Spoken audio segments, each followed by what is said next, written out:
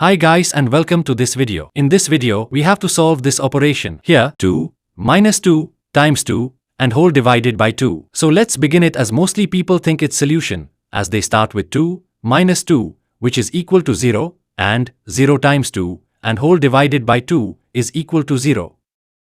So their answer is 0, which is totally wrong practice. So the correct solution for this operation will be as follow. Here into parenthesis 2 minus 2 times 2 and whole divided by 2. So according to PEMDAS, here multiplication and division have higher priority than addition and subtraction. And we will start these from left to right. First parenthesis, then exponent, after then multiplication and division, lastly addition and subtraction. So according to PEMDAS rule, we will start from parenthesis.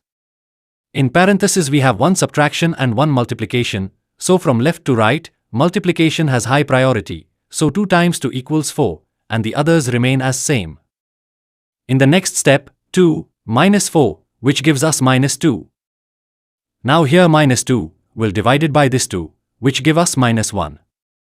Done, so our correct and final answer for this operation is minus 1. Friends, follow me to stay connected for more videos. Also like and share this video with your loved ones. Thanks for your valuable time.